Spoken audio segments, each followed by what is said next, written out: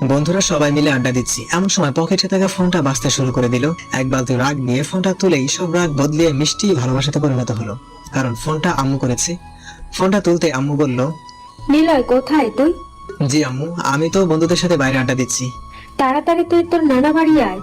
কিন্তু কেন আম্মু? যেটা বলছিস সেটা কর। বলেই ফোন কেটে দিলেন। কি আর করা, বন্ধুদের সাথে আড্ডা মাটি করে নানু বাড়ির উদ্দেশ্যে রওনা হলাম। কিন্তু মাথায় একটা জিনিস কিছুতেই ঢুকছে না। কাল রাতে আম্মু আর আব্বু মিলে নানুর বাসায় গেছে, জিজ্ঞাসা করাতেও কিছু বলে নাই।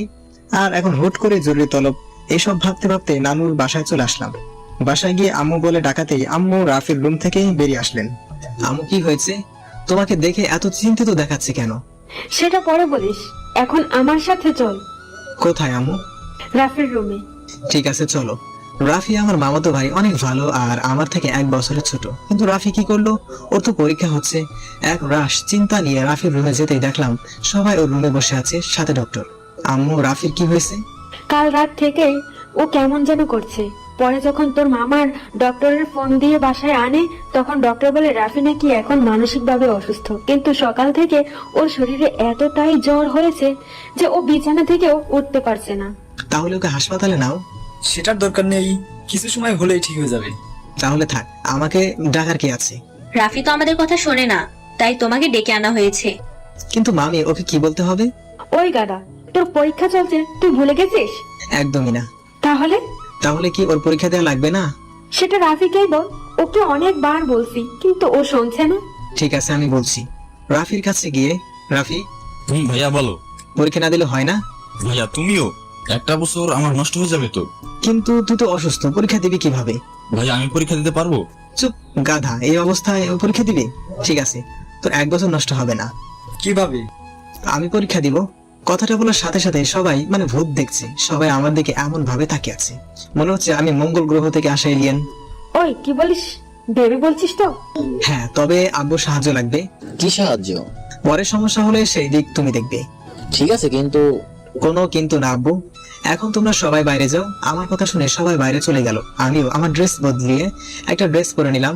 এখন আপনাদের আমার পরিচয় দেই, আমি আবির হাসান নিলয়, বাবা মায়ের একমাত্র সন্তান।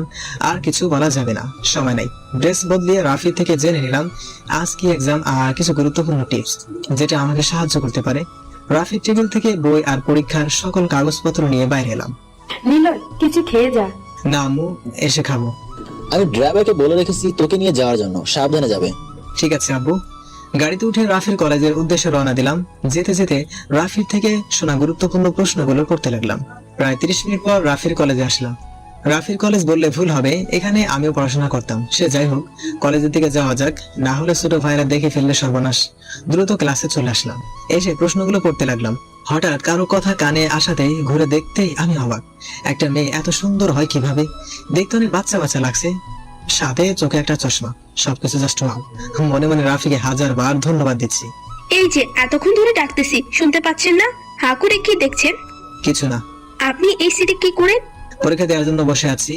এখানে তো অন্য এক ছেলে পরীক্ষা দিচ্ছে, আপনি কেন? পরীক্ষা শেষ হওয়ার পর বলি। না, আমায় এখন বলুন। প্লিজ, এখন বিরক্ত করো না। আপনি না বললে 100 বার করব। এই মেয়ে, বলছি না পরীক্ষার পরে বলবো, এখন চুপচাপ বসে থাকো। অনেকটা ধমক দিয়ে কাঁদো কাঁদো মুখ নিয়ে হাস্যচোখ উত্তর দিল। প্লিজ মন খারাপ করো না, আমি আসলে তোমাকে ধমক দিতে চাইনি। তোমার গণিত বিষয় সর্বোচ্চ পয়েন্ট কত? 85। আমি তোমাকে 95 পাইয়ে দিব, যদি তুমি আমাকে কিছু না বলো। আমার কথা শুনে মেয়েটি আমার দিকে অবাক হয়ে তাকিয়ে রইল। আমি সেদিকে খেয়াল না করে প্রশ্নগুলো পড়ে স্যারের টেবিলে বই জমা দিতে গেলাম। কিছুক্ষণ পর স্যার এসে খাতা দিতে লাগলো। আমার কাছে আসতেই, নিলয় তুই? ভাই প্লিজ এখন কিছু বলো না, পরীক্ষা শেষ হলে সব বলবো। ঠিক আছে। খাতা নিয়ে লিখতে যাব, তখনই দেখি আমার পাশে বসা মেয়েটা আমার দিকে অবাক হয়ে তাকিয়ে আছে। হয়তো জানতে চাই কি আমি, আর কেনই বা স্যারকে ভাই বললাম। কিছু বলবে? না। তাহলে লেখো, আর কিছু না পারলে আমার থেকে শুনে নিবা, ঠিক আছে? পরীক্ষার প্রায় 2 ঘন্টা হয়ে এসেছে, কিন্তু এর মাঝে মেয়েটি একবারও কিছু জিজ্ঞাসা বা কিছু শুনেওনি। হয়তো ভালো ছাত্রী। রাফির কিছু বন্ধু আমার দিকে অবাক হয়ে তাকিয়ে আছে, কারণ তারা সবাই আমাকে চেনে। লাস্ট পরীক্ষাটা লিখতে যাব, কিন্তু হঠাৎ করে মেয়েটির দিকে চোখ পড়লো। লেখা বাদ দিয়ে মন খারাপ করে বসে আছে। আমি আবার কি করলাম? আমি তো কিছু করিনি, তাহলে পরীক্ষার খাতা লেখা বাদ দিয়ে বসে থাকার কারণ কি? কিছু বলতে যাব, তার আগে কলমের হেড কামড়াতে লাগলো। মেয়েটির এমন অবস্থা দেখে না হেসে পারলাম না। ইন্টার 2য় বর্ষের মেয়ে হয়েও বাচ্চাদের মতো করছে, এতটাই মায়াবী লাগছে, মন চাইছে পরীক্ষা রেখে দিয়ে মেয়েটির দিকে তাকিয়ে থাকি। মেয়েটির মায়াবী রূপ দেখে যখন আমি ভাবনার জগতে চলে গেছি, ঠিক তখন মেয়েটির কথা শুনে ভাবনার জগৎ থেকে বের হলাম। হাসছেন কেন? তেমন কিছুই না, মন চাইলো তাই হাসলাম। কত মার্ক কমপ্লিট করছো? 65। তাহলে বসে আছো কেন, লেখো তাড়াতাড়ি। আর মনে পড়ছে না, আপনি যদি ধমক না দিতেন তাহলে আরো করতে পারতাম। আল্লাহ গো, এই মেয়ে কি বলে, আমার জন্য নাকি সে লিখতে পারছে না। তারপর হুট করে মনে পড়ে গেল মেয়েটিকে বলেছিলাম 95 মার্ক পাইয়ে দিব। এত কিছু না ভেবে মেয়েটির খাতা নিয়ে নিলাম। আরে আপনি আমার খাতা নিচ্ছেন কেন? লিখে দিব তাই। জীবনেও না, আমি আপনাকে আমার খাতা দিব না। কি হচ্ছে সব, চুপ করো। সরি স্যার, তুমি যদি এখন খাতায় লিখতে না দাও তাহলে আবার ধমক দেব। আমার কথা শুনে মেয়েটি চুপ হয়ে গেল। আমার আর 10 মার্ক আছে, এটা তুমি কমপ্লিট করে দাও। আমি তোমাকে সব বলে দিচ্ছি কেমন ভাবে কি করতে হবে, ঠিক আছে? জি। আমি আর কথা না বাড়িয়ে লেখা শুরু করলাম। লিখতে লিখতে হাত ব্যথা হয়ে গেছে। আর আপনারা ভাবছেন আমি এত লিখছি কিভাবে, সেটার কারণ হলো এর আগেও এই পরীক্ষা দিছি, সাথে আমি ইন্টার থেকে A+ পেয়েছি। যদিও আমি একটু ফাজিল, কিন্তু পড়াশোনা ঠিকই করি। পরীক্ষা প্রায় শেষ, ওয়ার্নিং বেলটাও পড়ে গেছে। হঠাৎ মেয়েটি আমাকে বলল, আর কত লিখবেন, প্রায় সময় শেষ, আমার খাতা আমাকে দিয়ে দিন। আমি আর কোনো কথা না বলে তাকে খাতা দিয়ে দিলাম, কারণ আমার 30 মার্ক করা শেষ। যেটা ওয়াদা দিয়েছিলাম সেটা রেখেছি। হনুমান। কিছু বললে আমাকে? কই না তো। ও ঠিক আছে, পরীক্ষা শেষ। বাইরে এসে ইকবাল ভাই মানে স্যার এর সাথে কথা বলছি, এমন সময় মেয়েটি আমার সামনে দিয়ে চলে যাচ্ছিল। আমি আর ইকবাল ভাইয়ের সাথে কথা না বলে মেয়েটির পিছু নিলাম। মেয়েটিকে যে একটু ডেকে কথা বলবো সেটাও হয়ে ওঠেনি, কারণ মেয়েটির নাম এখনো জানি না। এই মেয়ে দাঁড়াও। কাছে গিয়ে, এই যে মিস কানা, এতক্ষণ ধরে ডাকছি, কথা কানে যায় না? আমি আপনার কথা শুনবো কেন? আমি ডাকছি তাই। কে আপনি? তোমার হবু স্বামী। কি? আমার সাথে চলো। না, আপনার সাথে আমি কোথাও যাব না। বলছি না চলো। বললাম তো যাব না। আর একবার না বললে আবার দেব। থাপ্পড় খাওয়ার পর মেয়েটি গালে হাত দিয়ে মাথা নিচু করে দাঁড়িয়ে আছে। সাথে কিছু ছেলে মেয়ে আমাদের দিকে তাকিয়ে হাসছে, যেটা দেখে আমার খুব বিরক্তি লাগছিল। তাই সবাইকে উদ্দেশ্য করে বললাম, যদি কারো থাপ্পড় খাওয়ার ইচ্ছা না থাকে তাহলে সবাই এখান থেকে চলে যা, না হলে সবাইকে পিটাবো। আমার কথা শুনে সবাই চলে যেতে লাগলো। মেয়েটির দিকে তাকাতেই মনের ভেতরে চিনচিন ব্যথা অনুভব করলাম, কারণ মেয়েটি কান্না করছে। তার থেকে বড় কথা, মেয়েটির গাল লাল হয়ে গেছে, যা দেখতে খুব খারাপ লাগছিল। মেয়েটির চশমাটা খুলে চোখের জল মুছে দিয়ে বললাম, আমি আসলে মারতে চাইনি, তুমি যদি আমার কথাটি শুনতে তাহলে মারতাম না। এখন চলো। তারপর মেয়েটিকে নিয়ে গাড়িতে উঠালাম। আচ্ছা, তোমার নাম কি? জান্নাতুল মাওয়া, ডাকনাম জান্নাত। বাহ, সুন্দর নাম। তোমার বাসা কোথায়? কলেজের উত্তর পাশে যে একটা ফ্ল্যাট আছে সেটা আমাদের। তোমরা একাই থাকো? না, নিচতলায় ভাড়াটে থাকে। তোমার বাসায় কে কে আছে? আব্বু, আম্মু, ছোট বোন আর আমি। ওয়াও, আমার তাহলে একটা শালিখাও। ম্যাডাম, নামুন এসে গেছি। জান্নাত কিছু না বলে নেমে গেল। হয়তো ভাবছে যদি কিছু জিজ্ঞেস করে আবার যদি মারি, সেই ভয় পেয়ে ওকে দেখতে কিছুটা ভীতু দেখাচ্ছে, কিন্তু ওর এই মায়াবী রূপ সাথে মুখের ভয়ে ছায়া, যা আমাকে বারবার ওর মায়া জড়িয়ে যেতে সাহায্য করছে। জানি না ওর মধ্যে কি প্রভু কি এমন লুকিয়ে দিছে, কিন্তু আমি খুঁজে পাচ্ছি না। জান্নাত আমার সামনে এসে দাঁড়াতেই আমি বললাম, চল আমার সাথে। তারপর জান্নাতকে সাথে নিয়ে নানু বাড়ির ভিতরে ঢুকলাম। আমাকে দেখেই রোহান, রাফির ছোট ভাই, ক্লাস 3-তে পড়ে, বলল, ভাইয়া এই আপুটা কে? তোর জানতে হবে না, চল আমার সাথে। কোথায় ভাইয়া? রাফির রুমে। ভাইয়াকে তো হসপিটালে নেওয়া হয়েছে, কেন? আবার সুস্থ হয়েছিল, তাই ডক্টর আঙ্কেল হসপিটালে নিয়ে যেতে বলেছিল, কিন্তু কোন হসপিটালে নেওয়া হয়েছে আমি জানি না। ঠিক আছে, তুই থাক, আমরা গেলাম। বলে জান্নাতকে সাথে নিয়ে গাড়িতে উঠালাম। আম্মুকে ফোন দিয়ে কোন হাসপাতালে নেওয়া হয়েছে সেটা জেনে আমি নিজে গাড়ি ড্রাইভ করতে লাগলাম। প্রায় 30 মিনিট পর হসপিটালে এসে পৌঁছালাম। দেখলাম আম্মু, মামি আর মামা বাইরে বসে আছে। আমি তাদের কাছে যেতে আম্মু জান্নাতকে দেখে বলল, নীল, এই মেয়েটাকে? আম্মু, ও জান্নাত রাফির সাথে পরীক্ষা দিছে। আর জান্নাত, ইনি হলো আমার আম্মু, তোমার হবু শাশুড়ি মা। কথাটা শোনার পর জান্নাত অগ্নি দৃষ্টি নিয়ে আমার দিকে তাকালো। সেদিকে আমি না তাকিয়ে মামিকে বললাম, রাফির কি অবস্থা? এখন একটু ভালো।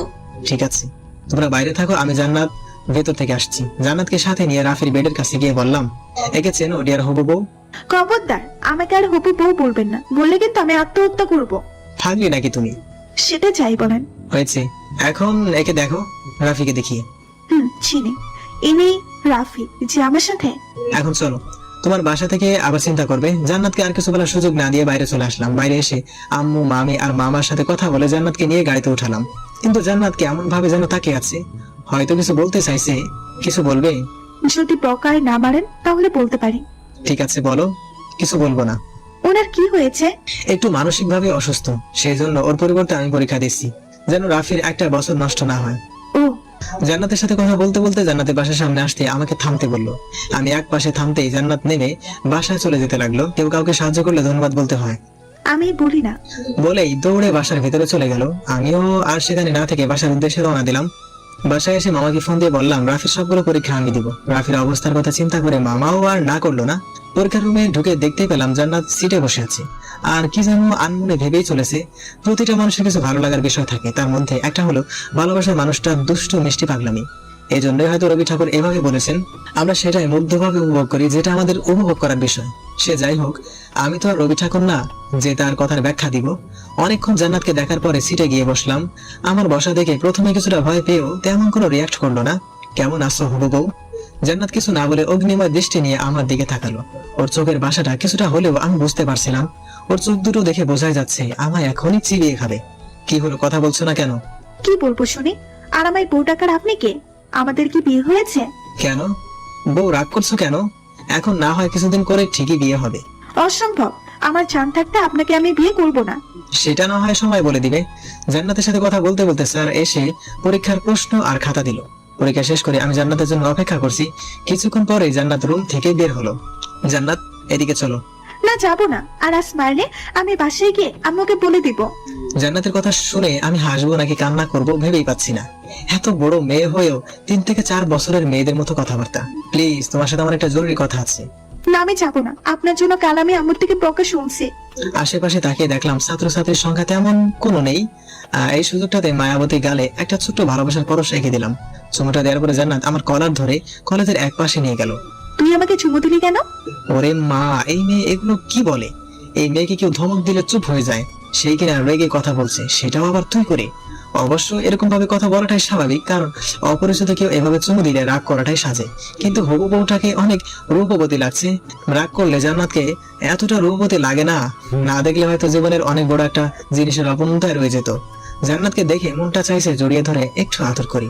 কি হলো, হাফটার মতো দাঁড়িয়ে আছিস কেন? তাছাড়া আর কি করব? ওই হারামি, বাদর, কালো বিড়াল, হনুমান, তুই আমাকে চুমু দিলি কেন সেটা বল। তুমি এগুলো আমাকে বলছো? তো তুই ছাড়া এখানে কে বা কারা আছে? সি, এভাবে কেউ কি হবু বরকে বকা দেয়? কে হবু বর?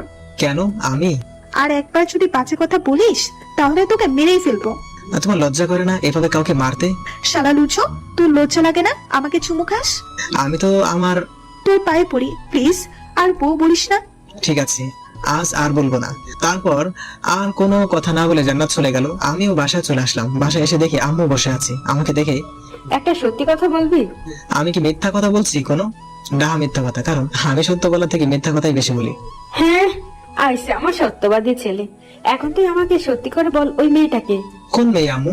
গতকাল যে হসপিটালে নিয়ে এসেছিলি। আসলে আম্মু, আমি ওকে ওকে ভালোবাসি আর বিয়ে করতে চাই। আলহামদুলিল্লাহ, ছেলে আমার পছন্দ আছে। তা কিভাবে কি হলো আমাকে প্রথম থেকে বল। তারপর আম্মুকে প্রথম থেকে শুরু করে সব বললাম। আর আম্মুকে এটাও বললাম যে আমি জান্নাতকে খুব তাড়াতাড়ি বিয়ে করব, কিন্তু জান্নাত যেন এই বিষয় না জানতে পারে। পরের দিন পরীক্ষার হলে বসে আছি আর বোরিং হচ্ছে, কারণ জান্নাত এখনো আসেনি। তাই চোখ বন্ধ করে নিচের দিকে তাকিয়ে আছি। হঠাৎ পাশে কাউকে অনুভব করলাম, তাকে দেখলাম জান্নাত বসে আছে।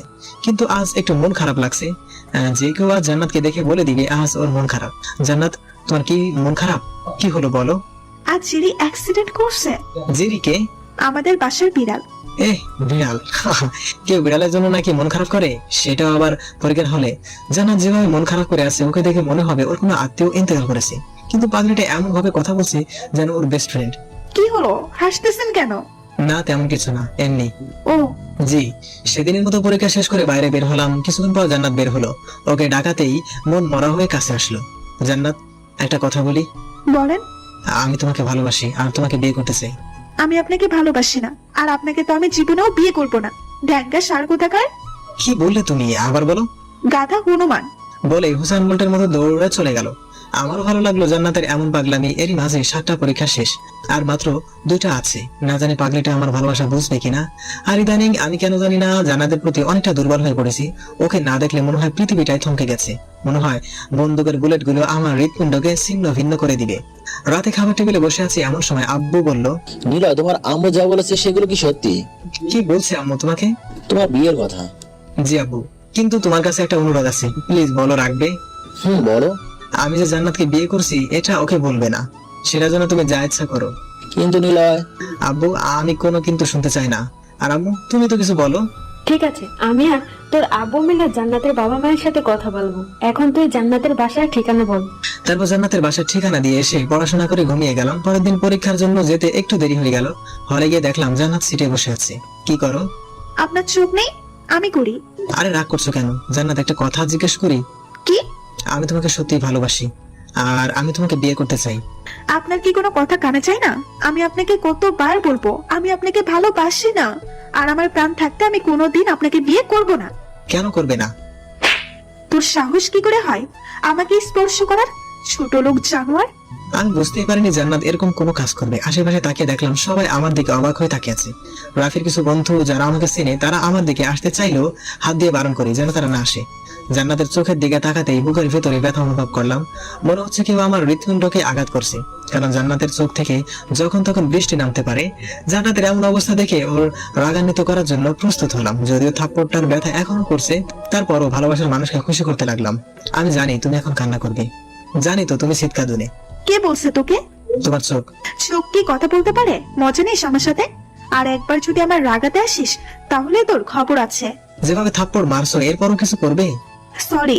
কেন গো বউ? তোকে আমি কিছু করার আগেই স্যার এসে হাজির, যার জন্য বেঁচে গেলাম। না হলে হয়তো আবার একটা থাপ্পড় খেতে হবে।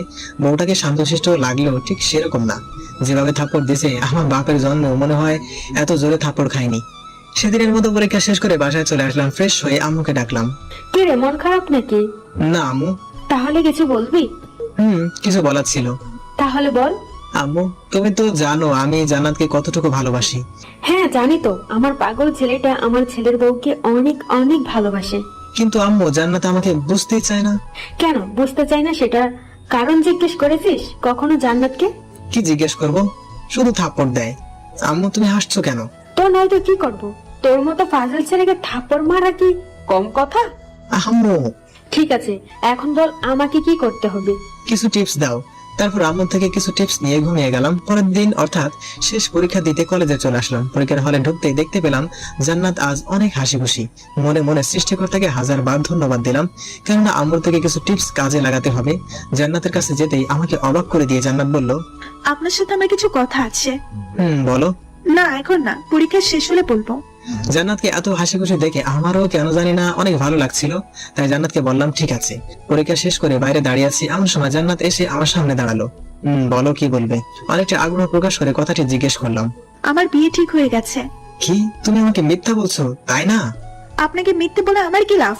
বরং আমার তো আরো ভালো লাগছে। আপনি আমার পিছু নেওয়া বাদ দেবেন, আমাকে আর চালাতে পারবেন না, আমার সাথে আর কথা বলবেন না। এক কথায় আমি এখন অনেক খুশি। জান্নাতের কথাগুলো কেমন যেন বুকের বাঁ পাশে এসে খুব জোরে জোরে আঘাত করছিল। তাই ওকে কথা থামাতে বলে আমি বাসায় চলে আসলাম। জান্নাতের কথা শুনে যতটা খারাপ লাগছিল তার থেকেও দ্বিগুণ খারাপ রাগ হচ্ছিল আব্বু আম্মুর প্রতি। বাসায় এসে ইচ্ছা মতো সবকিছু ভাঙতে শুরু করে দিলাম। এটা অবশ্য নতুন না, এর আগে অনেকবার ভেঙেছে। আজ একটু বেশি রাগ হচ্ছিল, কারণ তারা আমার সব কথা রাখে, কিন্তু আজ কেন তারা আমার একটা চাওয়া পূরণ করতে পারলো না। এসব ভাবতে ভাবতে যখন দেয়ালে থাকা আমার একটা ছবিতে বাড়ি দিছি, অমনি ছবিতে থাকা কাজ এসে হাত কেটে গেল, যার জন্য আর কিছু ভাঙতে পারলাম না। নিজেকে অনেকটা দুর্বল লাগছিল কাটা হাত দিয়ে। ঘুম যখন ভাঙলো দেখলাম আব্বু আম্মু আমার পাশে বসে আছে, আমার হাতে ব্যান্ডেজ করা। যখন উঠতে যাব তখন আব্বু বলল, কি হয়েছে তোমার? এমন পাগলামো করছো কেন? কি হলো বল, কেন করছিস এমন? আব্বু আমি তোমাদের কাছে কি চেয়েছিলাম? কি চেয়েছো? আর তুমি কি চেয়েছো আমরা দেইনি? এমন কি জিনিস আছে? জান্নাত। জান্নাতের কি হয়েছে? জান্নাতের বিয়ে ঠিক হয়ে গেছে। কি? তার মানে তুই জান্নাতের বিয়ের কথা শুনে এসব ভাঙচুর করে শুরু করেছিস? তাছাড়া কি করব? নীলার মা, আমি শিওর তোমার ছেলে পাগল হয়ে গেছে। মানে কি বলতে চাইছো তুমি? ঠিক তো বলছে, তুই একটা পাগল। আম্মু চুপ, তুই জানিস জান্নাতের কার সাথে বিয়ে ঠিক হয়েছে? না। আরে গাধা, তোর সাথে জান্নাতের বিয়ে ঠিক হয়েছে, সেটাও ওর সামনের মাসের 3 তারিখে। কিন্তু জান্নাত যে বললো। তুমি নিজেই তো বারণ করছিলাম যেন আমরা কেউ জান্নাতকে না জানাই। আব্বু আম্মুর কথা শুনে মন চাইছে এখনই লুঙ্গি পরে ডান্স শুরু করি, কিন্তু আব্বু আম্মু পাশে থাকায় কিছু করতে পারলাম না। আব্বু আম্মুকে জড়িয়ে ধরে 1000বার চুমু খেলাম, সাথে কিছু পাম মারলাম। আম্মু আমাকে খাইয়ে দিয়ে চলে গেল। আমিও ভাবতে লাগলাম বিয়ের পর জান্নাতকে কিভাবে জ্বালাতন করা যায়, আমাকে কষ্ট দেয়া। তুমি হাড়ে হাড়ে টের পাইবা শোনাবো। দেখতে দেখতে আমাদের বিয়ের দিনটাও কাছাকাছি চলে এলো। কাল আমাদের বিয়ে, সাথে জান্নাতকে জ্বালাতন করার প্রথম দিন শুরু হবে। আমাকে কি বলেছিলে আমাকে এ জীবনেও বিয়ে করবে না? এবার বুঝবা শোনা আমি কি করতে পারি। রুমের ভিতরে আনমনে এইসব ভেবে চলেছি। পুরো বাসা হইচইয়ের মতো মেতে আছে। রাফিও এখন সুস্থ, আর সবার আনন্দ করাটাও স্বাভাবিক। দেশের নামকরা বিজনেসম্যান এয়ার কোম্পানির এমডি স্যারের ছেলের বিয়ে বলে কথা। রাফি এসে ডাকাতে ওর সাথে ছাদে গেলাম, দেখলাম সব হারামি বন্ধুরা বসে আছে। কিরে শালা, ভাবিকে তো পেয়ে গেলি। কেন, আমার কি পাওয়ার কথা ছিল না? তুই চাওয়ার পরও পাবি না, এমন জিনিস আমার মনে হয় পৃথিবীতে তৈরি হয়নি। তারপর ওদের সাথে অনেক আড্ডা দেওয়ার পর রুমে এসে ঘুমিয়ে গেলাম। পরের দিন আম্মুর ডাকে ঘুম ভেঙে গেল। ঘুম থেকে উঠে ফ্রেশ হয়ে নিচে গেলাম। আরে নিলয় বাবু যে, কি খবর? আমার তো বিন্দাস, তোর কি খবর? এই তো চলছে। দেশে আসলি কবে? রাতের ফ্লাইটে। তা তোর বইয়ের নাম কি রে? জান্নাতুল মাওয়া। খুব সুন্দর নাম। নীলার সাথে কথা বলে শেষে রুমে চলে আসলাম। আর হ্যাঁ, আপনাদের তো বলাই হয়নি নীলাকে। নীলা হলো আমার আম্মুর বড় বোনের মেয়ে, মানে আমার খালাতো বোন। নীলা আর ওর পরিবার কানাডা থাকে। ওর ছোট বোনের নাম রোজি। থাক, আর জানতে হবে না। গোসল করার পর সবাই মিলে আমাকে সাহায্য করছে, কোনটা পরবো না। সবাই মিলে আমাকে রেডি করার পরে রোজি বলল, ভাইয়া তোমাকে কিন্তু হেব্বি লাগছে। তাই নাকি? তোর ভাবি কি আমাকে দেখে ক্রাশ খাইবো? কি বলিস? আমার এত সুন্দর হ্যান্ডসাম ভাইকে দেখে ক্রাশ খাবে না, সেটা কি করে হয়? থাক, আর পাম দিতে হবে না। না সত্যি ভাইয়া, তোমাকে একদম নায়কদের মতো লাগছে। মন চাইছে একটা সেলফি তুলি। সব নিয়ম কানুন মেনে কনের অর্থাৎ আমার শ্বশুর বাড়ির উদ্দেশ্যে রওনা দিলাম। যথাসময় জান্নাতের বাসায় এসে পৌঁছলাম। আমাদের গাড়ি আসা দেখে বাচ্চা ছেলেমেয়েরা হইচই করতে লাগলো। তারপর কিছু মানুষ আমাদের গাড়ি থেকে নামিয়ে বাসার ভিতরে নিয়ে গেল। কেন জানি না আমার মনটা অনেক ক্লান্ত হয়ে গেল। সবাই হয়তো বিয়ের দিনে অনেক হ্যাপি থাকে, আমিও ছিলাম, কিন্তু কেন জানি এখন ভালো লাগছে না। জয় দোস্ত, আমার কেমন জানি লাগছে। মানে কেমন লাগছে? ভালো লাগছে না। শালা বুঝতে পারছি, এখন ভাবির সাথে কথা বলবি তাই তো? আরে তেমন কিছু না। থাক, আর বলা লাগবে না, আমি দেখছি কি করা যায়। তারপর জয় আর মেহেদি চলে গেল। 5 মিনিট পরে আমাকে ওরা দুজন মিলে একটা রুমের ভিতরে দিয়ে গেল আর বলল, আমরা বাইরে অপেক্ষা করছি, কথা বলে আয়। আমি আর কিছু না বলেই রুমের ভিতরে গেলাম। দেখলাম জান্নাত বসে আছে। এখন আর কেন জানি না খারাপ লাগছে না। হয়তো জান্নাতকে দেখার জন্য এই মনটা ব্যাকুল হয়েছিল। কত সুন্দর চুপচাপ বসে আছে।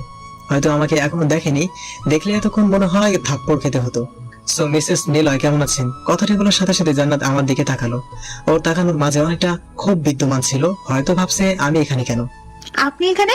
তাহলে কে থাকবে? মানে? কেন বিশ্বাস হচ্ছে না? বিশ্বাস না হলে তুমি তোমার আম্মুকে এখন জিজ্ঞেস করো। কিছুক্ষণ চুপ থাকার পর জান্নাত কান্না করতে লাগলো। এরপর যে রুম থেকে কান্না করতে করতে বেরিয়ে আসতে চাইলো, কিন্তু সেটাতে আর সফল হয়ে ওঠা হলো না। কোথায় যাচ্ছ? আমি এই বিয়ে করব না। তোর মতো চিটার লম্পটকে আমি জীবনে ও বিয়ে করব না। তাহলে এখন কি করবে শুনি? আপুকে গিয়ে বলবো আমি এই বিয়ে করতে পারবো না। সব চাইলে কি হয়? তোমার আব্বুর সম্মানের কথা একবারও ভাববে না?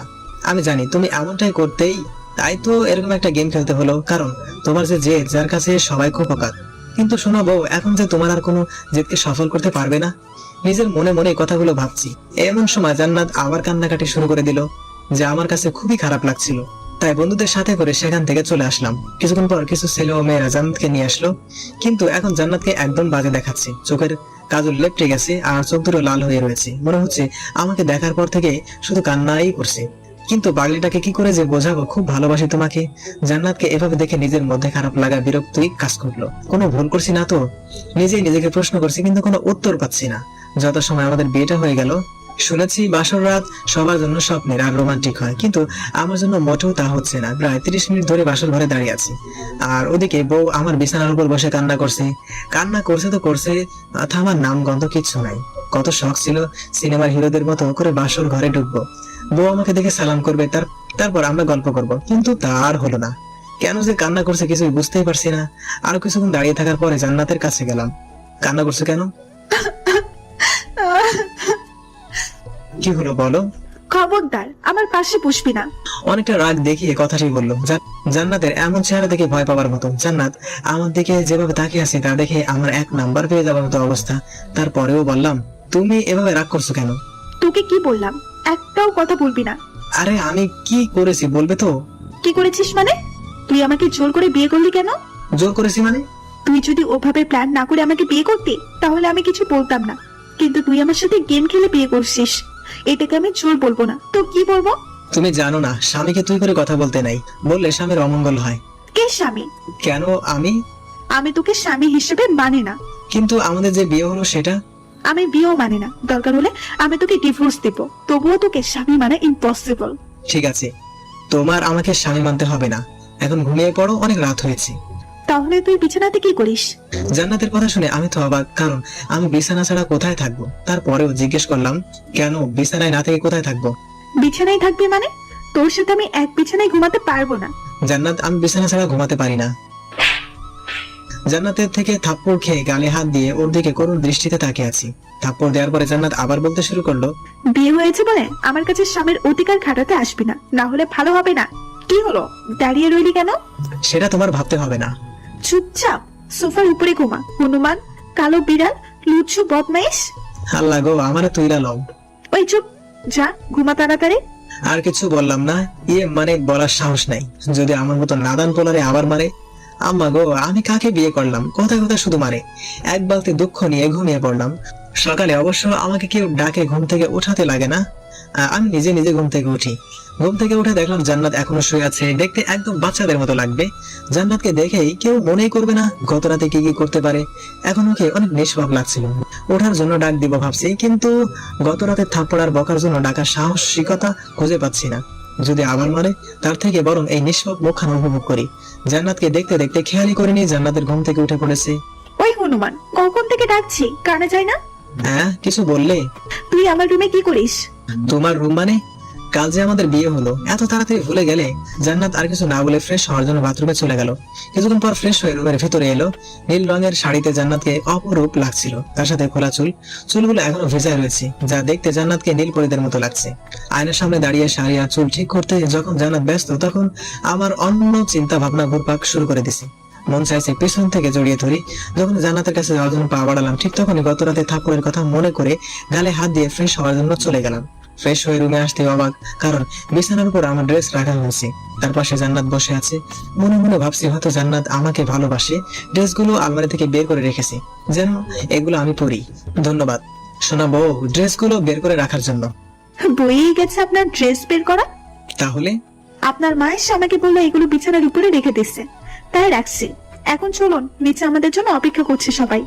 জান্নাতের কথা শুনে এখন কেন জানি না অনেক খারাপ লাগে। কি করেছি আমি? শুধু ভালোই তো বেসেছি, আর সেই ভালোবাসাটা নিজের করে পাওয়ার জন্য এক ধরনের জোরও করেও বিয়ে করেছি।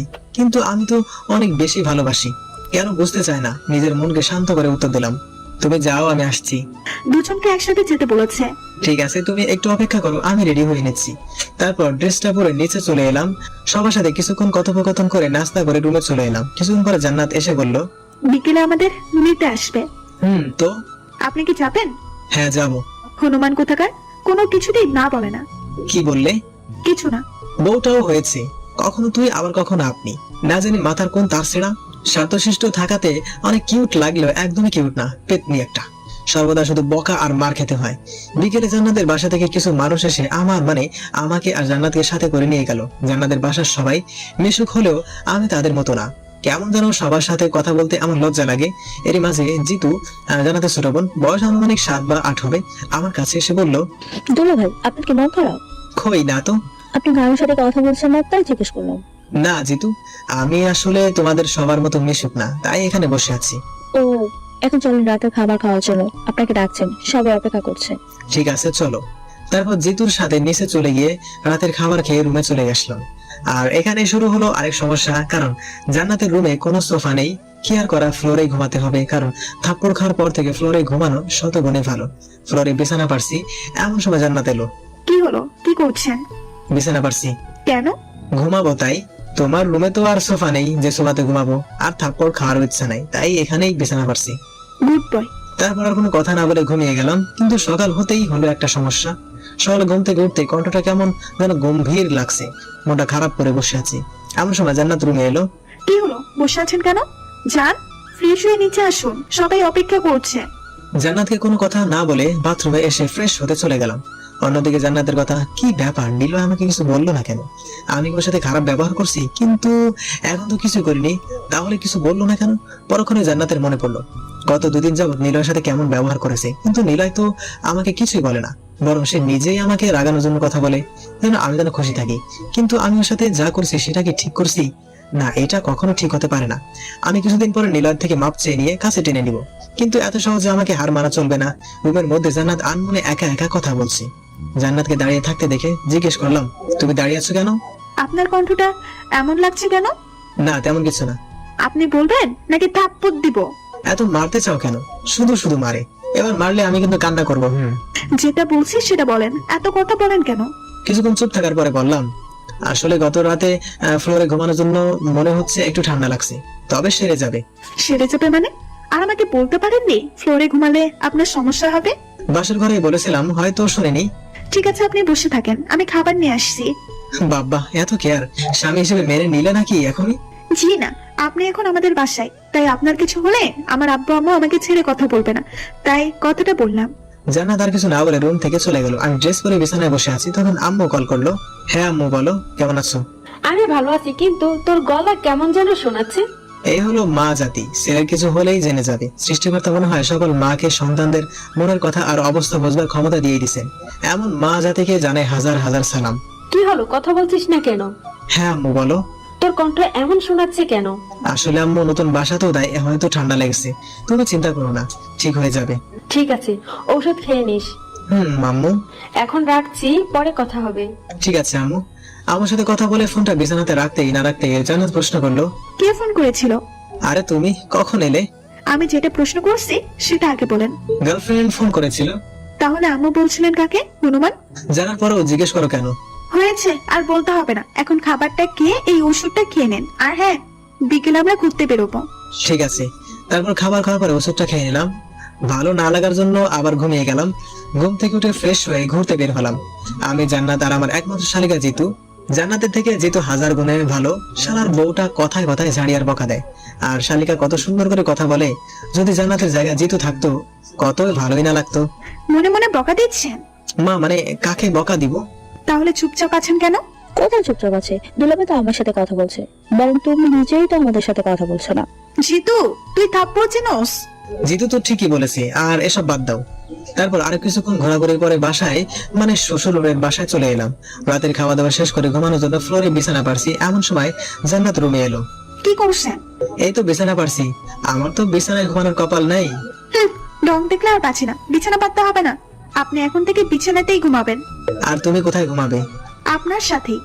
জান্নাতের কথা শুনে মনে হচ্ছে আমি কিছুক্ষণের জন্য মঙ্গল গ্রহে চলে এসেছি। মনটা চাইতেছে এখন লুঙ্গি ডান্স দেই। এত খুশি হওয়ার প্রয়োজন নেই। মাঝখানে কোলবালিশ থাকবে, আর ভুলেও যদি আমার কাছে আসেন তাহলে আপনার খবর আছে, মনে থাকে জানো। আরে কি যে বলো, আমি কি তোমাকে বিরক্ত করতে পারি? দেখো তুমি নিজেই আমাকে ডিস্টার্ব করবে। হয়েছে, আর কথা না বলে ঘুমান। সকালে যখন ঘুম ভাঙলো অনুভব করলাম আমার বুকের উপর কিছু একটা আছে। চোখ খুলতে আমার চোখ কপালে উঠার মতো অবস্থা। জান্নাতের মাথা, সেটাও আবার আমার বুকের উপর। হে যেন রবার্ট ব্রুসের মতো আনন্দ লাগছে। মনে হচ্ছে আমি অনেক বড় কিছু জয় করে নিয়েছি। যখন আমি জান্নাতকে দেখতে ব্যস্ত, ঠিক তখনই বারবার জান্নাতের কিছু চুল এসে তার মুখে আশ্রয় পড়ছে, যা আমার কাছে অনেক বিরক্তিকর লাগছিল। তাই চুলগুলো সরিয়ে জান্নাতকে দেখতে লাগলাম। এভাবে কিছুক্ষণ থাকার পর জান্নাতের ঘুম ভেঙে যায়। বিষয়টা লক্ষ্য করে বললাম, গুড মর্নিং সোনা বউ। Good morning. জান্নাতের এখনো হয়তো পুরোপুরি ঘুম ভাঙেনি। ঘুম ভাঙলে হয়তো আমার 14 গোষ্ঠী উদ্ধার করে ফেলতো। কথাগুলো মনে মনে ভাবছি, অমনি শুরু হলো। আপনি, আপনার বুকের উপর আমার মাথা কেন? সেটা তো তুমি ভালো জানো, আমি তো আমার লিমিটের মধ্যেই আছি। বুঝতে পারছি, আপনি ইচ্ছে করেই আমার মাথাকে আপনার বুকের উপরে রেখেছেন। দেখো জান্নাত, তুমি যেটা ভাবছো সেটা কিন্তু না। কি ভাবছি আমি? হ্যাঁ, যা বুঝার তা আমি বুঝে গেছি। চুপ, একদম চুপ, অনেক হয়েছে আর না। কি ভাবো নিজেকে? তোমাকে আমি ভালোবাসি সেটা আর কিভাবে বোঝাবো? হ্যাঁ মানছি আমি তোমাকে বাধ্য করছি আমাকে বিয়ে করতে, কিন্তু আমি তো কোনো অন্যায় করিনি। ঠিক আছে, আজকের পর থেকে তোমাকে আর কোনো প্রকার ডিস্টার্ব করবো না, তোমাকে কিছু জিজ্ঞাসা করবো না। হ্যাপি? কথাগুলো অনেক কষ্ট করে বললাম, কিন্তু আমারই বা কি করার আছে? কিছু না জেনেই খারাপ বলার কোনো মানে আছে? জান্নাতের দিকে লক্ষ্য করলাম, দেখলাম মেয়েটা কান্না করছে। ওর চোখের জল কেন জানি না আমার খারাপ লাগার মধ্যে একটা। ফ্রেশ হয়ে নাও। আমার কথাটা শুনে কান্না থামিয়ে বাথরুমে চলে গেল। আজ সারাদিন জান্নাতের সাথে একবারও কথা হয়নি। বলতে গেলে আমি ইচ্ছা করেই কথা বলিনি। প্রতিটা কথাতে অপমান ছাড়া আর কি বা পাই। জান্নাত কেন বুঝতেই চায় না যে আমি ওকে কতটুকু ভালোবাসি। মন খারাপ তাই জয়কে ফোন দিয়ে বললাম, দোস্ত মন খারাপ, কিন্তু কপাল খারাপ হলে আর যা হয় আর কি। যার সারা জীবনে খাইনি সেটা খাইতে বলে, মানে সিগারেট, মদ, নেশা জাতীয় কুখাদ্য। রাতে খাবার টেবিলে বসে আছি, এমন সময় শ্বশুর আব্বা, জান্নাতের বাবা বলল, তা বাবা নিলয়, তোমাকে দেখে মনে হচ্ছে তোমার কিছু একটা হয়েছে। কথাটা শুনে হতভম্ব হয়ে গেলাম, কারণ সকাল থেকে মনটা খারাপ। জান্নাতের দিকে তাকিয়েও কিছুটা অবাক হলাম। আমাকে যে এই ধরনের প্রশ্ন করা হয়েছে। নিলয়, কিছু হলে আমাদের বলতে পারো। জি মানে? আব্বু উনারা স্পিড খারাপ, তাই খেতে পারবে না, তাই হয়তো এরকম করছে। আরে তাই বললে হয় নাকি, কিছু একটা তো খাও। জি আমি খাচ্ছি, প্রচুর ক্ষুধা লাগছে, দুপুরেও সেরকম কিছু খাইনি, তাই কিছু বলার আগে খেয়ে নেওয়াই ভালো, অন্তত পক্ষে ক্ষুধা তো কমবে। না থাক, আপনার আর খেতে হবে না, পরে আবার যদি পেট খারাপ হয়। ঠিক আছে, কিছু না বলে রুমে চলে আসলাম, যদি আবার অপমান করে। আর আজকের রাতটা পার করতে পারলেই হয়, এই বাসায় আর থাকবো না। কেন যে আসতে চাইছিলাম, সব কয়েকটা মাথা মোটার দল, নতুন জামাইকে না খাইয়ে রাখি। রুমের ভিতরে জান্নাত আর ওর পরিবারকে একা একা বকা দিতে লাগলাম। খবরদার, আমার পরিবারকে আর একটাও বাজে কথা বলতে পারবেন না। বললে কি করবে শুনি? অনেক কিছু করবো। জান্নাতের দিকে এগিয়ে যাচ্ছি আর জান্নাত আস্তে আস্তে পিছু হাঁটছেন। একসময় জান্নাত দেয়ালের সাথে আটকা পড়ে যায়, তখন জান্নাতের দুহাত দেয়ালের সাথে লাগিয়ে বললাম, বলো কি করবে? প্লিজ হাত ছাড়ুন, ব্যথা লাগছে। যদি না ছাড়ি আমারই ভুল হয়েছে। কি ভুল হয়েছে? সামনের দিকে না খাটিয়ে, তবে এখন আমি আমার ন্যায্য পাওনা বুঝে নিতে চাই। আপনার পায়ে ধরি, প্লিজ আমাকে ছেড়ে দিন, হাতে ব্যথা পাচ্ছি। জান্নাতের চোখের দিকে তাকিয়ে দেখলাম ওর চোখে বৃষ্টি জমে আছে, যা যখন তখন নামতে পারে। আর জান্নাতের অমন চেহারা আমার দেখতে ভালোই লাগে না, তাই ছেড়ে দিলাম। জান্নাত আমাকে কোনো কিছু না বলে বাইরে চলে গেল। কিছুক্ষণ পরে রুমে আসলো, তবে এবার জান্নাতের ব্যবহার দেখে অনেক বেশি মুগ্ধ হলাম। কারণটা হলো আমার জন্য খাবার নিয়ে এসেছে। খাবারটা খেয়ে নিন। জি না। কেন, আবার কি হলো? দেখুন আমি কিন্তু এবার কিছু বলিনি যে সকালের মতো বকা দিবেন। তারপরেও আমি খাবো না। তবে কি? তবে তুমি নিজের হাতে খাইয়ে দিলে খাইতে পারি। ডং দেখলে আর পাচ্ছি না, আপনি কি বাচ্চা যে খাইয়ে দিতে হবে? ঠিক আছে, আমি তাহলে খাবোই না। আরে খাইয়ে দিচ্ছি তো। তাহলে বসে আছো কেন? তারপর জান্নাত আমাকে খাইয়ে দিতে লাগলো। জীবনের আরেকটা চমৎকার জিনিস উপভোগ করলাম, সেটা হলো বউয়ের হাতে খাবার খাওয়া। স্ত্রীর হাতে আবার খেতে মজাই অন্যরকম, হে যেন আলাদা একটা সুখ। এ নিয়ে আর কিছু বলতে পারবো না। যদি একান্ত জানার ইচ্ছা থাকে তাহলে বিয়ে করে নেন। খাবার খাওয়া শেষ করে ঘুমিয়ে গেলাম। পরের দিন বিকেলে আমাকে আর জান্নাতকে বাসায় নিয়ে গেল। এতক্ষণে হাফ ছেড়ে বাঁচলাম, না জানি আবার কি বলে, সবার সামনে অপমান করতো। বাসায় এসে জান্নাত আব্বু আম্মুকে সালাম করলো। আম্মু আপু, আপনাদের কিছু বলার ছিল। হ্যাঁ মা বলো। আসলে আম্মু, নিলয় মানে আপনাদের ছেলে আমাকে ভালোই বাসে না। ওই কি বলো এগুলা? তুমি চুপ করো বৌমা, তুমি বলো। গত দুদিন ইনি আমাকে একবারও নিজ ইচ্ছায় কোনো জায়গায় ঘুরতে নিয়ে যায়নি। ঠিক আছে মা, এখন আমি ওকে বলে দিব যেন তোমাকে নিয়ে ঘুরতে যায়। আরো কিছু কথা বলে রুমে চলে এলাম। এভাবে দেখতে দেখতে 2 মাস কেটে গেল, কিন্তু এর মাঝে আমার আর জান্নাতের মাঝে কোনো কিছু হয়ে ওঠেনি। সবকিছুতেই শুধু ঝগড়া আর বকা। আজ জান্নাতের রেজাল্ট দিবে, মনে মনে দোয়া করছি যেন জান্নাত ফেল করে। আপনাকে আম্মু ডাকতেছে। ঠিক আছে চলো। তারপর আমি আর জান্নাত আম্মুর কাছে গেলাম। আম্মু, আব্বু কোথায়? তুই জানিস না তোর আব্বু এই সময় কোথায় থাকে? ও, আব্বু তো এই সময় অফিসে থাকেন, কিন্তু তোমাকে দেখে কিছুটা বিচলিত লাগছে। জান্নাতের রেজাল্ট দিছে। ও এই ব্যাপার, নিশ্চয়ই ফেল করছে। তুমি চিন্তা করো না আম্মু, ওকে দিয়ে কোনো কিছু হবে না। দাদা, জান্নাত 4.95 পেয়েছে। আল্লাহ, আমি এসব কি শুনতেছি? আম্মু গো, তুমি আমারে কি বললা? এই মেয়ে তো এখন আমারে পাগল করে ফেলবে। এমনিতে মাথা 2টা তার কাটা, এখন না জানি আমার কি খাবে। আল্লাহ আমাকে বাঁচাও। কি হলো, কথা বলছেন না কেন? আমি রুমে যাব। তুই অপেক্ষা কর, তোর জন্য পুরস্কার আছে। কি পুরস্কার আম্মু? ওই আগের মতো 10 বার। না আম্মু, এটা হয় না, প্লিজ আমাকে মাফ করে দাও, প্রমিস। আর কখনো এমন দোয়া বা কথা বলবো না। যেটা করতে বলছিস সেটা কর। কিন্তু কোনো কিন্তু না, তাড়াতাড়ি। কি আর করা, বউয়ের সামনে আমার ইজ্জত খেয়ে দিচ্ছে। আর 10 বার মানে হলো কান ধরে দরজার উঠবাস করা। এটা আসলে ছোটবেলার থেকে শাস্তি পেয়ে আসছি, কিন্তু আজ বউয়ের সামনে। আল্লাহ, এই দুজনের বিচার করো। তোমার নাদান বান্দাটারে একা পেয়ে অত্যাচার করছে। শাস্তি শেষ হওয়ার পরে দেখলাম জান্নাত আর আম্মু হাসাহাসি করছে, তাই জান্নাতকে উদ্দেশ্য করে বললাম, তুমি আগে রুমে আসো, তারপর আমি তোমার হাসি বের করছি। বলে রুমে চলে আসলাম। কিছুক্ষণ পর জান্নাত রুমে আসলো, তবে অনেক খুশি হয়ে। জান্নাত এমন হাসি খুশি দেখে মন চাইছে ওর নাক ফাটিয়ে দেয়। বিছানায় বসে থাকা অবস্থায় জান্নাতকে বললাম, জান্নাত এদিকে আসো। জান্নাত কোনো কিছু না বলে আমার সামনে আসলো। এবার কান ধরো। কি? কি নয়, জি। আমি কান ধরতে পারবো না। কি বললে? আমি কান ধরতে পারবো না। এবার ইচ্ছা করে জান্নাতের গলা টিপে ধরলাম। দেখলাম জান্নাত কান্না করছে। পরক্ষণেই জান্নাতের গলার দিকে তাকিয়ে দেখলাম কিছুটা লাল হয়ে গেছে, কিন্তু আমি তো ওকে কষ্ট দিতে চাইনি। আমি তো ওর সাথে শুধু মজা করছিলাম। জান্নাত সোফার উপরে বসে কান্না করছে। এবার নিজেই নিজেকে ধিক্কার দিয়ে বলতে ইচ্ছে করছে, কি করছি আমি? মজা করতে গিয়েও মেয়েটাকে কষ্ট দিলাম। জান্নাত, আমি আসলে তোমাকে কষ্ট দিতে চাইনি, আমি শুধু মজা করতে চাইছিলাম। জান্নাত প্লিজ কান্না করো না। কি চান আপনি? জান্নাত, তুমি এভাবে কথা বলছো কেন? আমি আর আপনার সাথে থাকতে পারবো না। থাকতে পারবে না মানে? আপনি আমাকে ডিভোর্স দেবেন। কি বলছো তুমি এসব? আমি ঠিকই বলছি। বলে চোখ মুছতে মুছতে রুমের বাইরে চলে গেল। কি হচ্ছে আমার সাথে সব? এইটুকুতেই জান্নাত রেখে গেল, কিন্তু আমি তো শুধু মজা করতে চাইছিলাম। না, মাথা কাজ করছে না। বাজার চলে আসলাম, ঘোরাঘুরি করে রাত 12টার সময় বাসায় গেলাম। কলিং বেল বাজাতেই আম্মু দরজা খুলে দিল, সাথে শুরু করে দিল। এত রাত অব্দি কোথায় ছিলি? আর তোর ফোন বন্ধ কেন? কি হয়েছে? না কিছু না। কি হয়েছে নিলয়, বল আমাকে। আম্মু কিছু হয়নি, এমনি ভালো লাগছে না। আম্মুকে আর কিছু বলার সুযোগ না দিয়ে রুমে চলে আসলাম। এসে দেখি জান্নাত ঘুমিয়ে আছে। কিছুক্ষণ ওর দিকে তাকিয়ে থাকতে থাকতে কখন যে চোখ দিয়ে জল গড়িয়ে পড়ছে বুঝতেই পারিনি। কেমন যেন মাথাটা ধরে আসছে, মনের ভিতরে বিষণ্ণতা ভরপুর করছে। সোফার উপর বসে পড়লাম। জান্নাতের কথাগুলো এখনো কানে শুনতে পারছিলাম। ডিভোর্স, জান্নাত আমাকে এতটাই ঘৃণা করে যার কারণে আমাকে ডিভোর্স দিয়ে দিবে। হয়তো আমি ওর জন্য নয়, আমি ওর যোগ্যই নয়। ঠিকই তো, আমি ওকে বাধ্য করেছি আমাকে বিয়ে করতে। এটা তো জোর করে বিয়ে করা বোঝায়। ঠিক আছে, আমি তোমার জীবন থেকে চলে যাব, শুধু তোমার একার জীবন থেকেই নয়, সবাইকেই ছেড়ে চলে যাবো অসীম দেশে, যেখান থেকে চাইলেও কেউ ফিরে আসতে পারবে না। আজকে চোখটা বাঁধ মানছে না, সে কখন থেকে জল পড়েই চলেছে। উঠে দাঁড়িয়ে জান্নাতের মাথার কাছে বসলাম। কেবল নিষ্পাপ চেহারাটা, আর তাতেই কিনা আমি কষ্ট দেই। জান্নাতের মাথায় হাত দিয়ে বললাম, জানো জান্নাত, আমি অনেক খারাপ, অনেক পচা, শুধু শুধু তোমাকে কষ্ট দেই। তোমাকে কত কিছু বলতাম, তোমার মাথার তার নাকি কাটা। কথাটা বলেই হেসে দিলাম। আবার বলতে শুরু করলাম, জানো জান্নাত, আমি তোমাকে ছাড়া কখনো থাকতে পারবো না, আর তোমার কথাও ফেলতে পারবো না। জানো, তুমি যখন আমাকে অপমান করতে খুব খারাপ লাগতো, কিন্তু পরক্ষণে যখন মজা করতে তখন সব খারাপ লাগা হারিয়ে গিয়ে ভালোবাসা খুঁজে পেতাম। তোমার কোনো দোষ নেই, সব দোষ আমার। আমি হয়তো তোমার যোগ্য ছিলাম না, হয়তো এখনো না, আর আমার মনে হয় পরবর্তীতেও আমি তোমার যোগ্য হতে পারবো না। এটুকু বলে থেমে গেলাম। ভিতর থেকে কথা বের হচ্ছে না, অনেক কষ্ট লাগছে, আর কথা বলতে পারছি না। জান্নাতের কপালে একটা চুমু খেয়ে পাশের রুমে চলে আসলাম, কারণ আমি জানি জান্নাতকে আমি যত দেখবো ততই আমি দুর্বল হয়ে পড়বো। মনে মনে ঠিক করলাম 6 মাস পরে আমি জান্নাতকে ডিভোর্স দিয়ে দিব। বিছানায় শরীরটা এলিয়ে দিতেই ঘুমিয়ে পড়লাম। ঘুম ভাঙতেই গেল, চোখ খুলে দেখলাম আব্বু, আম্মু আর জান্নাত পাশে দাঁড়িয়ে আছে। জান্নাতের দিকে তাকিয়ে দেখতে পেলাম জান্নাত কান্না করছে। হয়তো গতকালের ঘটনাটা এখন মনে করে কান্না করছি। আমি কিছু বলতে যাব, তার আগে আব্বু বলল, নীলা, তোমার এমন অবস্থা কি করে হলো? মানে কি হয়েছে আমার? কি হয়েছে মানে? তোর হাতে যে স্লাইনের সুস লাগানো, সেটার প্রতি খেয়াল আছে?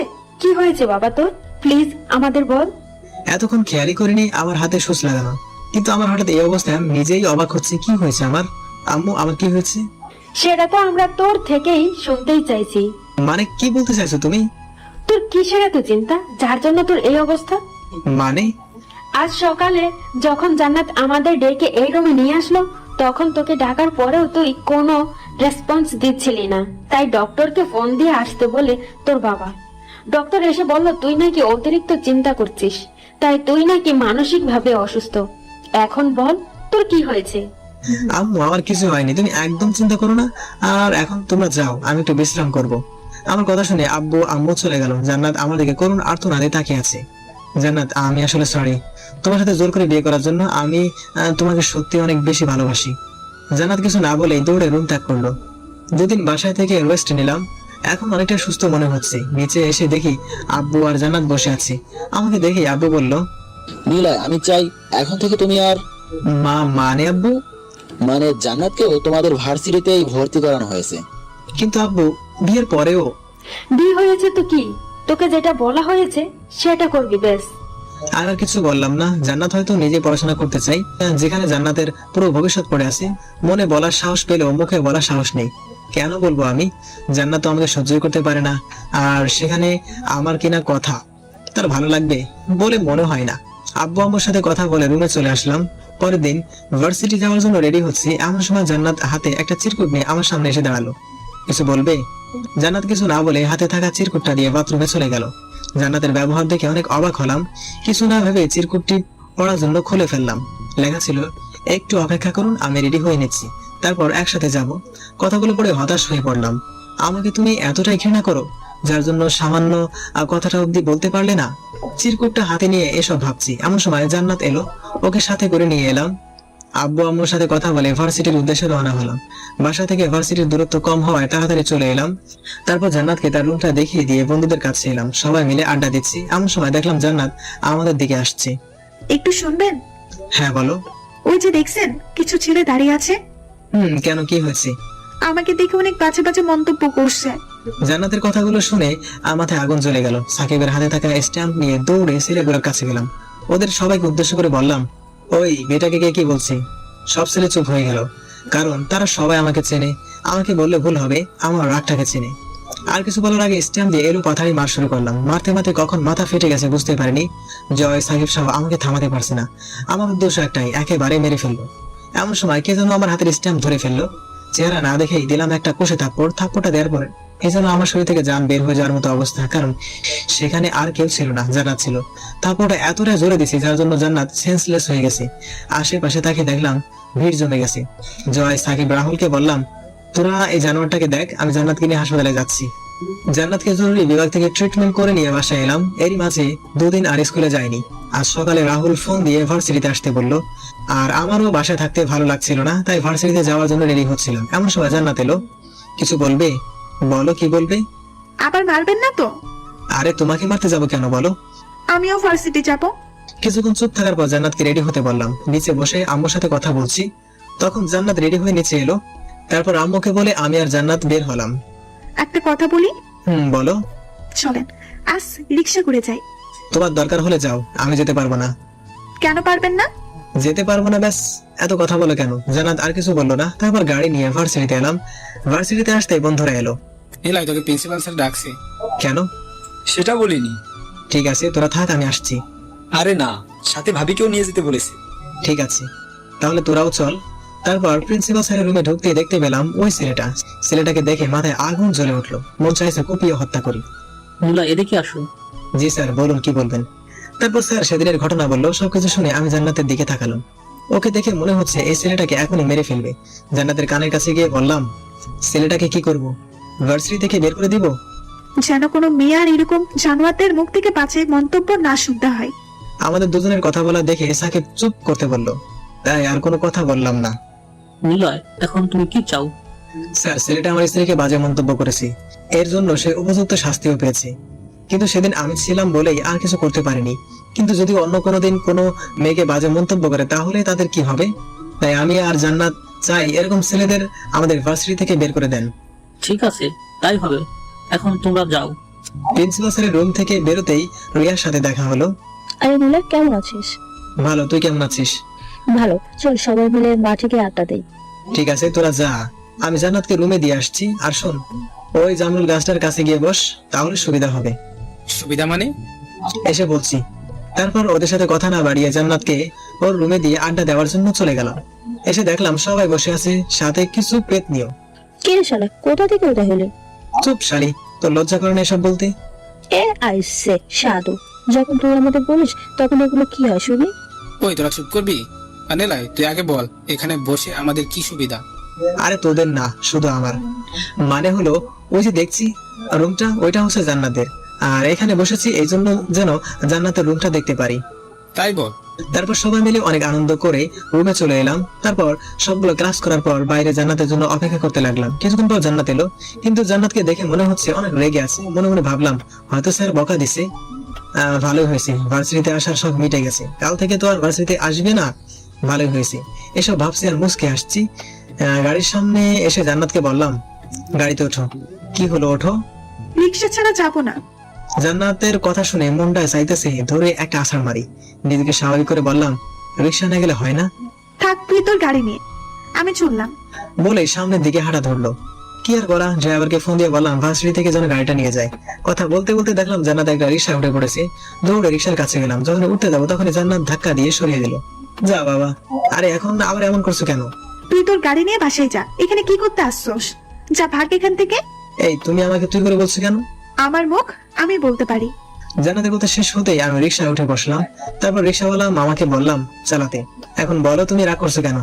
কি হলো বলো? খবরদার আমাকে স্পর্শ করবি না। ঠিক আছে, আমি তাহলে নেমে যাচ্ছি। একদম না, চুপচাপ বসে থাক। তাহলে বলো কি হয়েছে? আমার দিকে জান্নাত কিছুক্ষণ তাকিয়ে থাকার পর কান্না করে দিল আর বলতে লাগলো, তুই এমন কেন? হ্যাঁ, কি কথা থাকে ওই মেয়েদের প্রতি? কই আমার সাথে তো কখনো অনেকক্ষণ বসে থাকিস না, আমার সাথে তো কখনো হেসে কথা বলিস না। তাহলে ওই মেয়েদের প্রতি তোর কি এমন কথা থাকে যে এত হাসাহাসি করিস? কি ভেবেছিলেন? কিছু না। তার আগে বলো, তুমি বলো, আমি অন্য মেয়ের সাথে কথা বললে তোমার খারাপ লাগে কেন? আমার মানে? আমার না লাগলে কার লাগবে? তার মানে তুমি? হ্যাঁ, আমি তোমাকে অনেক ভালোবাসি, সেই বিয়ের পর থেকেই। কিন্তু বলিনি। যখন আপনি আমাকে মজা করার সময় গলা টিপে ধরেন তখন আমার অনেক কষ্ট হচ্ছিল।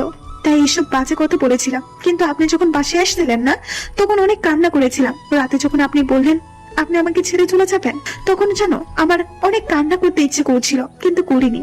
সেদিন রাতের এক মুহূর্তের জন্যও দু চোখ এক করতে পারিনি। পরের দিন যখন আপনাকে ডাকার জন্য ওই রুমে যাই, তখন দেখে আপনি শুয়ে আছেন। অনেক ডাকার পরেও যখন উঠছিলেন না, তখন আমি অনেক ভয় পেয়ে গেছিলাম। সেই জন্য আম্মু আব্বুকে ডেকে আনি। আর আপনার সাথে কথা বলতে চাইনি, কারণ আপনি যদি আমাকে মারেন, কারণ আপনার অনেক রাগ। আর যখন ওই ছেলেটাকে মারলে, তখন আপনাকে সব সত্যি বলতে চেয়েছিলাম, কিন্তু আপনি উল্টো আমাকে থাপ্পড় দিয়ে হসপিটালে পাঠানোর ব্যবস্থা করেন। আর শুনেন, আমি এসব ডিভোর্স নিতে পারবো না, কিন্তু আপনি যদি আমাকে মারেন, তাহলে আমি একদম আমার আপুর বাসায় চলে যাব। জান্নাতের কথা শুনে আমি তো রীতিমতো অবাক। কি বলে মেয়েটা, আমাকে কষ্ট দেওয়ার জন্য এইসব করেছে। জান্নাতের কথা শুনে চোখ দিয়ে জল গড়িয়ে পড়লেও মুচকি এসে জান্নাতকে জড়িয়ে ধরলাম। ঠিক আছে পাগলি, আর কখনো তোমাকে কষ্ট বা মারবো না, শুধু আদর করব। মনে থাকে জানো, আর যদি আপনি কখনো কষ্ট দেন, তাহলে তোমার খবর আছে। কিন্তু তুমি আমাকে আপনি না তুমি করে বলবে। দুটোই বলছি, এখন থেকে তুমি বলবো। তারপর জান্নাতের সাথে কথা বলতে বলতে বাসায় চলে এলাম। রিক্সা থেকে নেমে বললাম, জান্নাত আমার কাছে তো টাকা নাই। মিথ্যা কথা বললাম। তো আমি কি করব? আমি কি তোমাকে বলেছি রিক্সায় উঠতে বলেছি? আমার টাকা আমি দেব, আর তোমার টাকা তুমি দিবা। না না, এই না প্লিজ, তুমি দিয়ে দাও, পরে শোধ করে দিব। প্রমিস? হ্যাঁ গো বউ। তারপর জান্নাত টাকা দিয়ে বাসার ভিতরে চলে এলাম। রাতের খাবার খেয়ে ঘুমাতে যাবো এমন সময় জান্নাত এলো, আমাকে দেখেই বললো, একটা কথা বলি? হ্যাঁ বলো। কাল কোথাও ঘুরতে বের হলে কেমন হয়? ভালো, তবে এখন আমার কিছু কথা তোমাকে রাখতে হবে। যদি বলো তাহলে যাব। ঠিক আছে, বলো। জান্নাতের কাছে আসতে বলে কিস করতে লাগলাম। প্রথমে জান্নাত ছাড়াতে চাইলো, পরে আর বারণ করার চেষ্টা করেনি। দুজনে চলে গেলাম ভালোবাসার অচিন সমুদ্রে। তারপর জান্নাতের কপালে একটা ভালোবাসার পরশ এঁকে দিয়ে ঘুমিয়ে পড়লাম। পরের দিন ঘুম থেকে উঠে দেখে জান্নাত এখনো শুয়ে আছে। এই ফাঁকে জান্নাতের মলিন গালটাতে একটা কিস করলাম। আমি গালে হাত দিয়ে বসে আছি। জান্নাত কিছু না বলে আমার কোলে বসে লিপ কিস করতে লাগলো, কিন্তু হঠাৎ করে আমাকে ধাক্কা দিয়ে বিছানায় ফেলে দিয়ে বাথরুমে চলে গেল। কিছুক্ষণ পর জান্নাত এসে ফ্রেশ হয়ে রুমে এলো। যাও, ফ্রেশ হয়ে নাও। হ্যাঁ, কিন্তু তুমি চলে গেলে কেন? হ্যাঁ, তো রোমান্স ভালো না বাবু, এখন যাও। তারপর আমিও ফ্রেশ হয়ে রুমে আসলাম। বিছানায় রাখা ড্রেসটা পরে নিলাম। ড্রেস পরে নিচে আসলাম, দেখলাম আব্বু আম্মু আর জান্নাত বসে আছে। জান্নাত আব্বু আম্মুর সাথে অনেক হাসি হেসে কথা বলছিল। এটা দেখে অনেক রাগ হলো। আমাকে ড্রেস পরতে সাহায্য করলে কি হতো এমন? মনে মনে ঠিক করলাম জান্নাতকে কিভাবে জানানো যায়। কি হলো, দাঁড়িয়ে আছো কেন? না এমনি। জান্নাত একটা রুমে আসো। তারপর আমি রুমে চলে গেলাম। কিছুক্ষণ পর জান্নাত রুমে আসলো। কি হলো, ডাকলে কেন? জান্নাত, তুমি আমাকে কতটুকু ভালোবাসো? অনেক বেশি ভালোবাসি। আমার জন্য কি করতে পারবে? তুমি যা বলবা তাই করব। সত্যি তো? জান্নাতকে ছেড়ে দিয়ে? ছেড়ে দিলা কেন? আগে বলো, সব করতে পারবে? গো বাবা, তুমি যা বলবা তাই করব। ঠিক আছে শোনাবো, এখন 10 বার কান ধরে উঠবস করবে আমার সামনে। কি? তুমি কিন্তু বলেছো আমি যা বলবো তাই করবে। তাই না? প্লিজ বাবু, আমি এটা করতে পারবো না। স্বামীর কথা না শুনলে যে স্বামীর ক্ষতি হয়। কিন্তু তুমি তো। আমি কি শোনা বলো? আমি কিন্তু কান্না করব। ওহ, বুঝতে পারছি, তুমি তো আমাকে ভালোই বাসো না। আমার কথা কেন শুনবে? কে বললো ভালোবাসি না? ভালোবাসলে তুমি আমার কথা রাখতে। থাক, তোমার কিছু করা লাগবে না, আমি গেলাম। এই না না, তুমি বসো, আমি কান ধরে উঠবস করছি। ওকে শোনা। আমি সোফার উপরে বসতে জান্নাত কান ধরে উঠবস করতে লাগলো। প্রথম 5 বার ভালো করে করলেও তারপর থেকে ওঠা বসে সমস্যা দেখতে পেলাম। আর তাছাড়া শাড়ি পরে এ ধরনের কাজ করা অনেকটাই দুর্লভ। মোট 8 বারের মতো হয়েছে। তখন জান্নাতকে থামতে বললাম। তারপর আমার কাছে টেনে বসালাম। প্রথমে বসতে চাইছিল না, পরে জোর করে কোলে বসালাম। বাবু রাগ করছো? না। ঠিক আছে, আর কখনো এসব করতে বলবো না। এখন তো একটু হাসো। জানো, আমি তোমাকে এটা করাতাম না, কিন্তু তুমি আব্বু আম্মুর সাথে হেসে হেসে কথা বলছিলাম, যা দেখে হিংসা হচ্ছিল, তাই এটা। তার মানে তুমি? বলে আমার বুকে মারতে লাগলো। মেয়েটার হাতে শক্তি আছে বটে, প্রতিটা মায়েরই ব্যথা লাগে। জান্নাতকে বুকের সাথে আরো চেপে ধরলাম, যেন মারতে না পারে। দেখতে দেখতে আমাদের বিয়ের 6 মাস হয়ে গেল। এখন আমি আপুর বিজনেস দেখাশোনা করি, আর জান্নাত বাসায় আম্মুর কাজে সাহায্য করে, আর আম্মুর সাথে বসে আড্ডা দেয়। অফিসের কাজ শেষ করার পর ড্রয়ার থেকে একটা কন্ট্রাক্ট পেপার নিয়ে বাসায় এলাম। কলিং বেল বাজাতে জান্নাত এসে দরজা খুলে দিল, কিন্তু আমি কোনো কথা না বলে রুমে চলে এলাম। জান্নাত আমার এমন ব্যবহার থেকে অনেকটাই হতভম্ব, আবার অবাক হওয়াটাই স্বাভাবিক, কারণ প্রতিদিন বাসায় এসে জান্নাতের সাথে কথা বলি, সেটাও তার প্রশংসা। রুমে এসে গম্ভীর মুখ নিয়ে বিছানায় বসে পড়লাম। জান্নাত আমার পিছু পিছু এলো। অফিসে কি কিছু হয়েছে? না। তাহলে এইভাবে বসে আছো কেন? হাতে থাকা কাগজটা ওর দিকে বাড়িয়ে দিলাম। কি এটা? আমাদের ডিভোর্স পেপার। কথাটা শোনার সাথে সাথে জান্নাতের মাথা যেন আকাশ ভেঙে পড়লো। হাতে থাকা কাগজটা ফ্লোরে পড়ে গেল। জান্নাতের দিকে তাকিয়ে দেখলাম আমার দিকে করুণ চাহনিতে তাকিয়ে আছে। আমি সাইন করে দিছি, এখন তুমি করলেই হবে। জান্নাত এবার খেতেই দিল, আর এত জোরে জোরে কান্না করতে লাগলো যে নিচে থেকে আম্মু আমাদের রুমে এসে পড়লো। কি হলো মা, কান্না করছিস কেন? আম্মু, তোমার ছেলে আমাকে ডিভোর্স দিবে। মানে কি বলছিস এইসব? বিশ্বাস না হলে নিলয়ের থেকেই শোনো। নিলয়, জান্নাত কি বলছে এসব? আম্মু, জান্নাত একদম মিথ্যা কথা বলছি। আমি মিথ্যে বলছি তাই না? তাহলে এই কাগজটা কিসে? দেখি, আমাকে দেখতে দে। আম্মু কাগজটা পড়ে হেসে দিল, সাথে আমাকে বলল, গাধা, তোর বুদ্ধি আছে দেখছি। এটা শুনে জান্নাতের চোখ তখন লাল বর্ণ ধারণ করলো। কি? তার মানে আম্মু তুমিও তোমার ছেলের পক্ষ নিয়ে কথা বলছো? না রে মা, নিলয় তো। আম্মু, তুমি এখন যাও। আম্মু চলে গেল। এখন তুমি কাগজটা পড়ো। কাগজটা পড়ে হেসে দিল, কারণ কাগজটা লেখা ছিল, যদি আমাদের মধ্যে কখনো ঝগড়া হয় তাহলে সে রাতের মধ্যে ক্লিয়ার হয়ে যাবে, আর যদি কখনো বিচ্ছেদের কথা ওঠে তাহলে আমাদের মধ্যে যতদিন না অব্দি 50টা সন্তান না হয় ততদিন আমাদের বিচ্ছেদ হবে না। তারপর জান্নাত কন্ট্রাক্ট পেপারে সাইন করে দিল, দিয়ে আমার বুকে মুখ লুকিয়ে কান্না করতে লাগলো। আরে পাগলি, কান্না করছো কেন? আমি অনেক ভয় পেয়ে গেছিলাম। তুমি এখন প্রমিস করো এমন ভয় আর কখনো দেখাবে না। ঠিক আছে, এই কান ধরে বলছি, এমন কাজ আর দ্বিতীয়বার আর কখনো করবো না। হনুমান বর আমার। পাগলি। তারপর রাতের খাবার শেষ করে রুমে চলে এলাম। কিছুক্ষণ পর মহারানীর আগমন হলো, মানে জান্নাত এলো। আচ্ছা শোনো না, কি বলো? চলো আজ রাতে গিয়ে রাতের আকাশটাকে উপভোগ করি, অনেক ভালো লাগবে। ঠিক আছে, চলো। জি না, তুমি আমাকে কুলে করে নিয়ে যাবে। কি? তোমার মতো আটার বস্তাকে করে নিয়ে উপরে গেলে আমি একদম উপরে চলে যাব? চুপ গাধা, যেটা বলছি সেটা করো। কি আর করা, বউকে কোলে নিয়ে ছাদে উঠতে হলো। ছাদে দোলনা থাকায় দোলনার কাছে গেলাম। আগে জান্নাত দোলনার উপরে বসলো। তুমি আমার কোলে মাথা রেখে শুয়ে পড়ো। না থাক, এত ভালোবাসা দেখাতে হবে না, পুরো মাজাটাই ব্যথা হয়ে গেছে। ঠিক আছে, তাহলে আমি রুমে চলে গেলাম। আরে আরে শোনা বউ, কই যাও? আমি তো শুধু মজা করছিলাম। তুমি বসো আর আমায় আদেশ করো, আর সেগুলো আমি পালন করি, ঠিক আছে? পাগল। আর তুমি আমার পাগলি। হনুমান একটা। তুমি যে এসব বলো, তোমার লজ্জা করে না? লজ্জা কিসের? আমার বরকে আমি বলবো, তাতে লজ্জা পাওয়ার কি আছে? দরকার পড়লে আরো কিছু বলবো। তোমার কোনো সমস্যা? না, আমার কি সমস্যা হবে? ঠিক আছে, তাহলে আরো বলছি। ডাইনোসর, কালো বিড়াল, হারামি, গুন্ডা, লুচ্চা, বদমাইশ। আরে কিছু বলবে তার আগে জান্নাতের মুখ বন্ধ করে নিলাম। আপনারা আবার ভাইবেন না কিস করছি, হাত দিয়ে মুখ চেপে ধরছি যেন আর বলতে না পারে। জান্নাত কিছুক্ষণ চেষ্টা করার পরেও যখন পেরে উঠছিল না, ঠিক সেই সময় হাতে কামড় দেয়। আউস! কামড় দিলে কেন? 100 বাদ দিব। তুমি আমার মুখ চেপে ধরে রাখবে আর আমি তোমাকে কিছু বলবো না। এটা কি হয় সোনা? দেখো তো হাত কি হয়ে গেল। ও আমার বাবু তালে। আচ্ছা কাছে আসো, এখন তোমায় একটু আদর করি। না থাক, আমার আদর লাগবে না। আরে আসো তো আগে। থাক, আপনাদের আর জানতে হবে না। আর তাছাড়া আমার লজ্জা লাগছে। আল্লাহ হাফেজ।